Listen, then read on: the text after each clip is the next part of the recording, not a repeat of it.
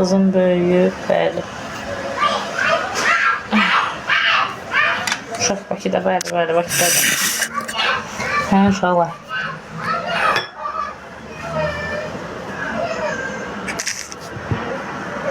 Şükür içində olasınız. Salam qoşma, heç kəs misafirə qoşmuram. Sevmirəm mənim canlı yayımımda müzakirəni.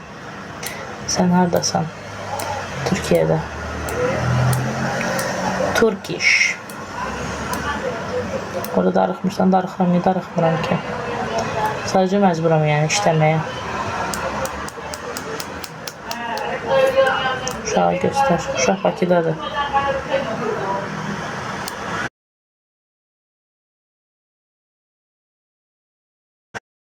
Uşaq Bakıdadır.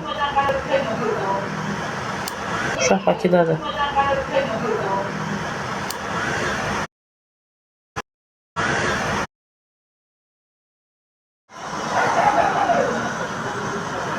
Uşaqsız qalmaq çətindir, amma neyləməzdim.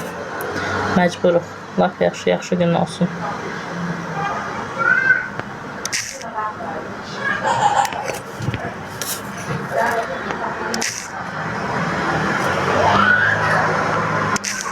Eylik, mamandan danışırsan, eylik.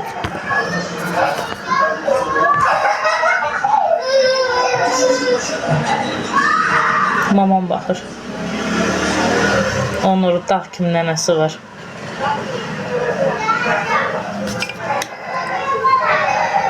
Salam Pərvin, aleyküm salam.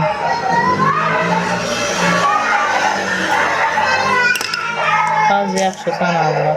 Salam. Kəmdə ana, salam.